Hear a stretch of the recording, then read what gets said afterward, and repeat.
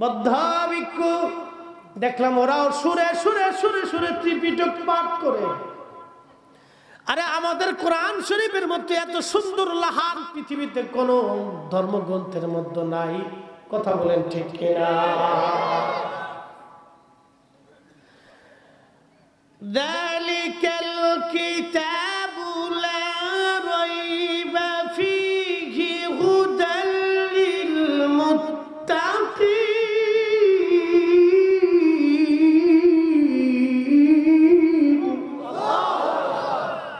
ভালো লাগে? কালাম কার? এটা জান্নাতের ভিতরে আল্লাহ শোনাইব নিজের কণ্ঠে। আরো জোরে। যিনি দাউদের এত সুন্দর কণ্ঠ দিলেন, তাহলে তার কণ্ঠ কত সুন্দর। এই কোরআন তেলাওয়াত আল্লাহ যখন নিজে শোনাবেন, রহমান আল্লামাল কুরআন খালাকাল ইনসান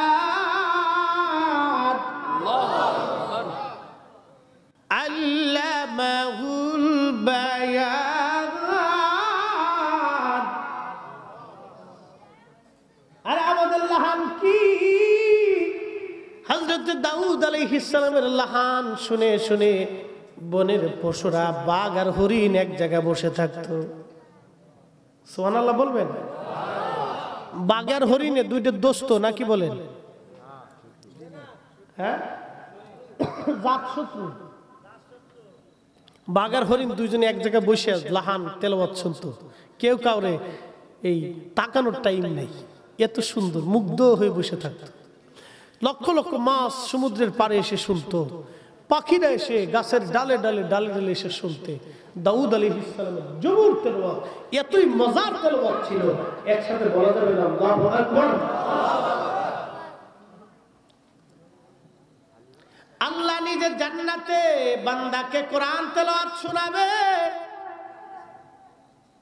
ওই মধুর তেলাওয়াত শুনে জান্নাতীরা কোটি কোটি কোটি কোটি বছর আল্লাহর দিকে তাকায় থাকবে। কোটি কোটি বছর পার হয়ে যাবে শুধু আল্লাহর তেলাওয়াত শ্রবণ করে। এত সুন্দর লাহান শুনে একবার জোরে বলেন না মারহাবা। গায়করা দেখবেন কত সুন্দর করে গান গায়, খুব চমৎকার। ও মুসলমান শিল্পীরা কত সুন্দর করে সঙ্গীত গায়। এই সঙ্গীতের মোহনায় অনেকজন মুগ্ধ হয়ে যায়। আমরা যারা ওয়াজ করি, আমাদের ওয়াজ শুনে অনেকে মুগ্ধ হয়ে যায়।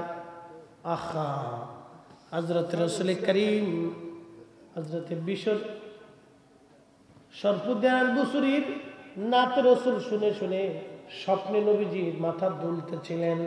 আল্লাহ নবীর কাছে ভালো লাগতেছিল। আহা, নাতে রাসূল ভালো লাগতেছিল। এ সবজ গম্বদ বলে মঞ্জুর দুআ করুনা,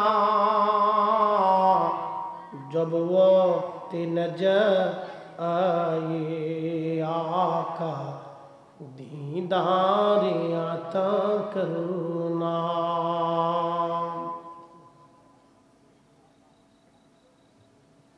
हे रसूल तुम्हारे ভালোবাসি,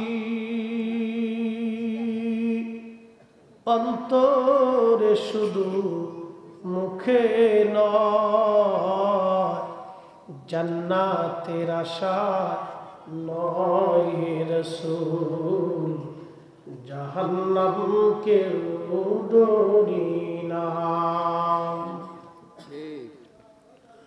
তোমায় পাওয়ার আশা মন ছুটে যায় মদিনায়। তোমায় পাওয়ার আশায় মন ছুটে যায় মদিনায়। এ আশিকে দিদার দাও না, আর দূরে থাকিও না। হে রাসূল তোমায় ভালোবাসি অন্তরে শুধু মুখে নয়, জান্নাতের আশায় নয় হে রাসূল, জাহান্নাম কেউ ডরি না।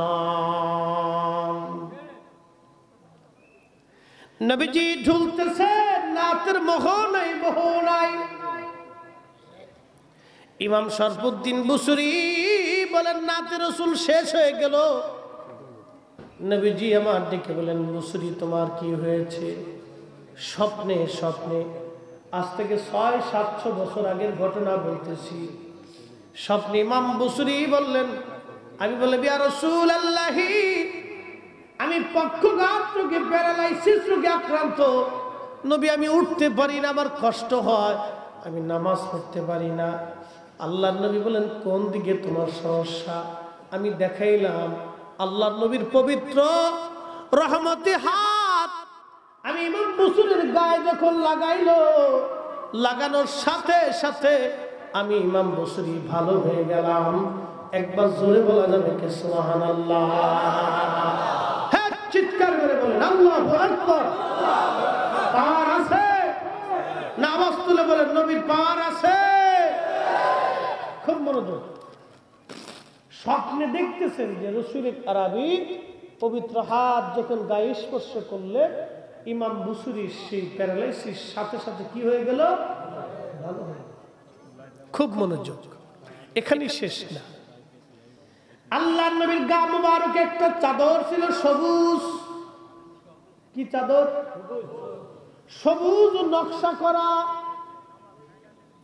সবুজ নকশা করা চাদর ছিল। এই চাদরখানা নবীজি গা থেকে নামাইয়া ইমাম বুসরি বলতেছেন, আল্লাহর নবীজি চাদর মোবারক আমার গা থেকে নামাইয়া আমার মাথা থেকে পা পর্যন্ত নবীজি চাদর দিয়ে ঢেকে দিয়ে চলে গেলেন।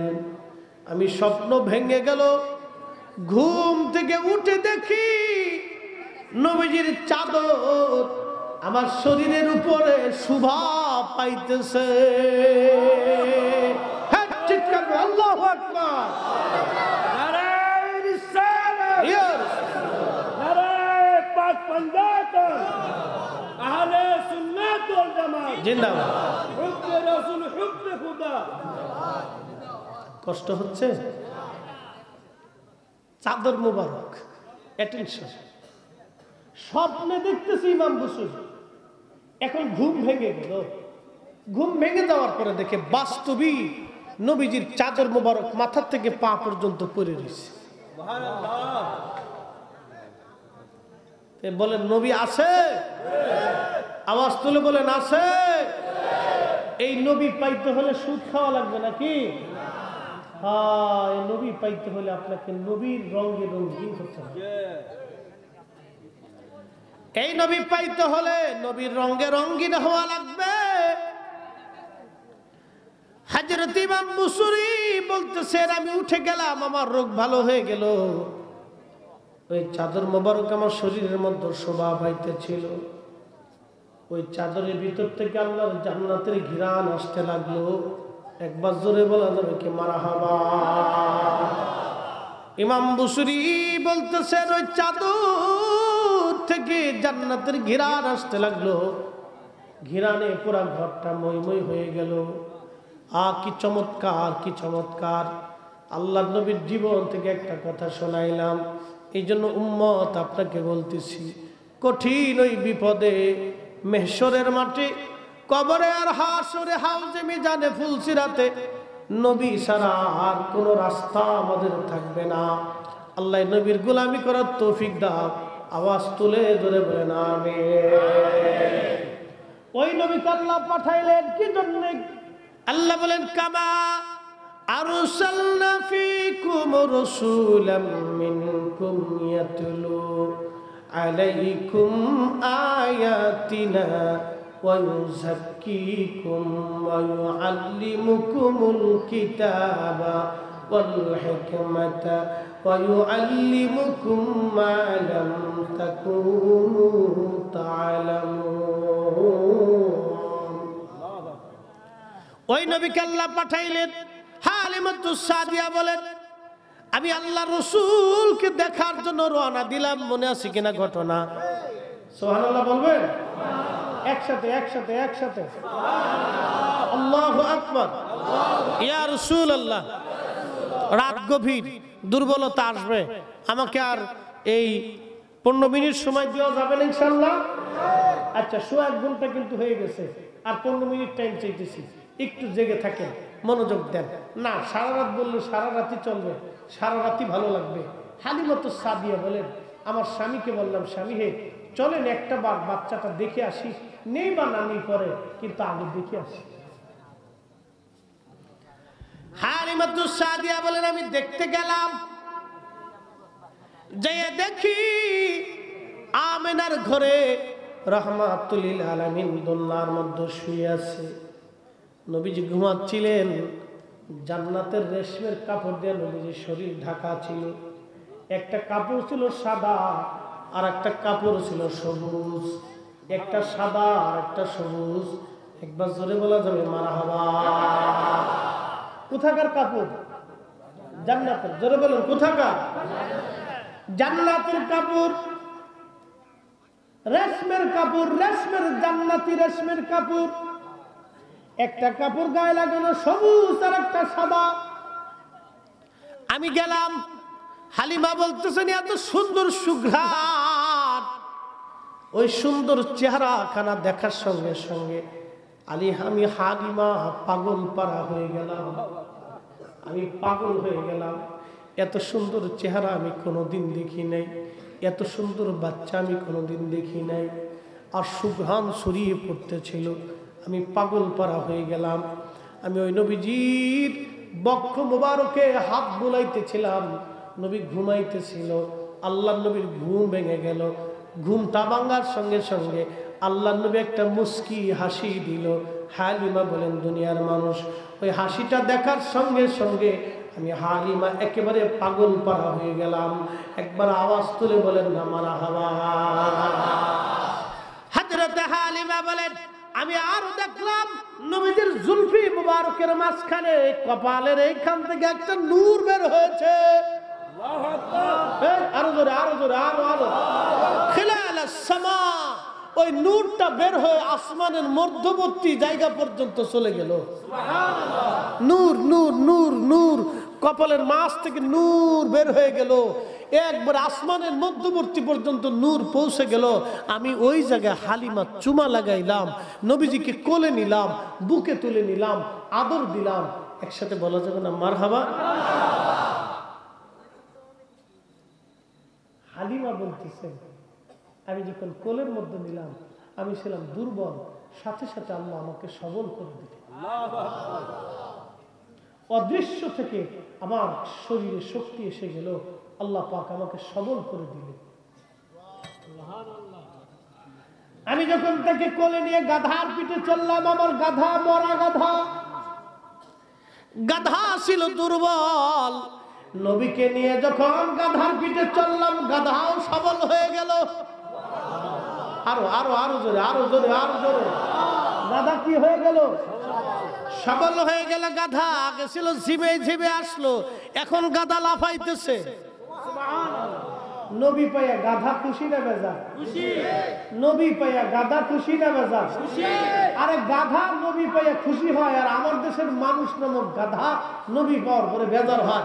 আমরা যারা সুন্নি, আমরা ঈদে মিলাদুন নবী পালন করে নবী পাওয়ার খুশি উদযাপন করি। কথা কোন ঠিক কি না? কষ্ট হইতেছে? তাহলে যারা রসুল পাওয়ার পরেও খুশি প্রকাশ করতে আমাদেরকে বাধা দেয়, বেদাতি বলতেছে, তারা মূলত আসলে গাধার চাইতে বড় গাধা। হ্যাঁ, কথা খারাপ খুশি? গাধার চাইতে বড় গাধা, গাধার ঘরের গাধা, আন্তর্জাতিক খ্যাতি সম্পন্ন গাধা।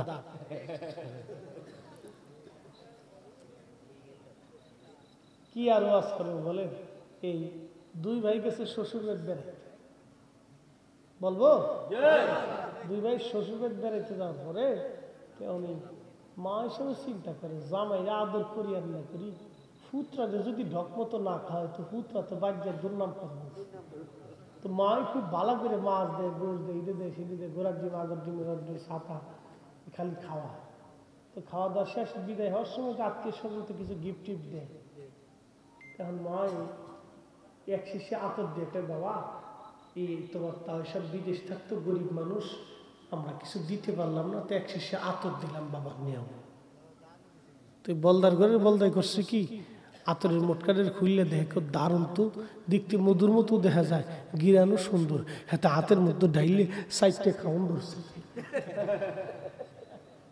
মা ওই কই এটা কত বড় গাদার গাদারে আতর দিলাম গায়ে লাগানোর লাগে, এটা সাইডটা খায়। আচ্ছা দেখি জামাই আসুক, দেখি জামাই কি তা কয়। তো জামাই আসে, এদিকে আসেন তো।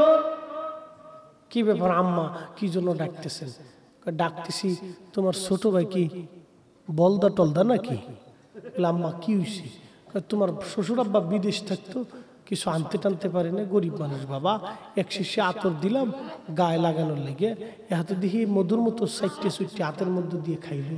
জামাইকে হ আম্মা দেখছেন কত বড় গাধা, কত বড় গাধা, আমার শ্বশুর ভাই তৈরি লুয়েছি, আমার শ্বশুর কষ্ট করে বিদেশতে আতর আনছে, আপনি দিলেন ও সাইটে সুইটে খাইলো, আমি তোর বড় ভাই আমার একটু দিলেও না, একটু জিগলেও না। শাশুড়িকে জামা দিয়ে আন্তর্জাতিক খ্যাতি সম্পন্ন গাদার করে গাদা।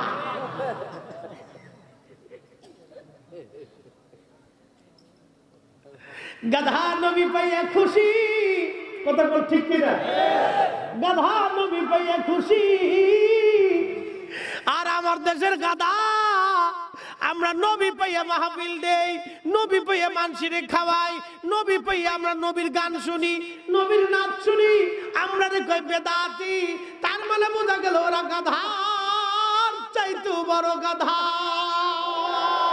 এ হাত উঁচা করে কোন ঠিক কিনা?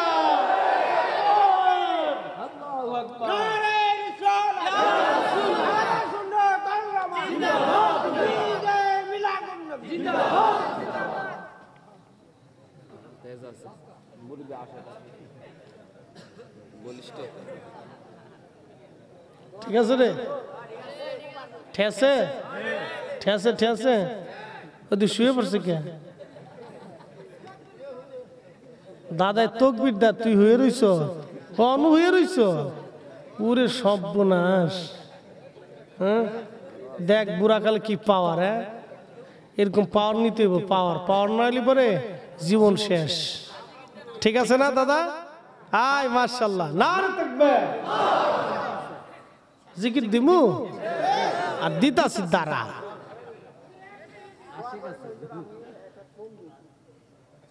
আল্লাহ সুস্থ করে। আহা নবীর ইশকের কাছে এগুলো কিছুই না। আল্লাহ রাসূল কবুল যদি গোলামি কবুল করে, এটা হলো সবচেয়ে কবুল। কত সুস্থ বিবেকবান মানুষ আছে নবীর গোলামি নাই। আল্লাহ আপনাকে দিয়ে করাইতেছে, আল্লাহ রাসূল আপনাকে কবুল করছে। আমিন আমিন বলেন আমিন।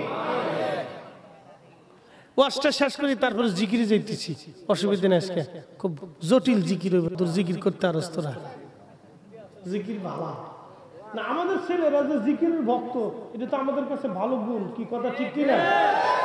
ওরা তো গানের ভক্ত না।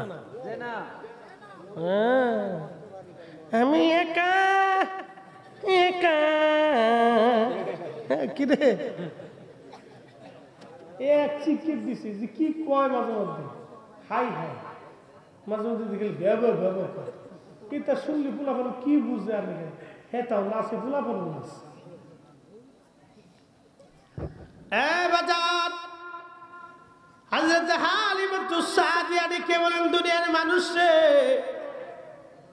আমি যখন নবীকে নিয়ে রওনা দিলাম, আমার উটের দুধ হতো না, আমার উটের দুধ এসে গেল।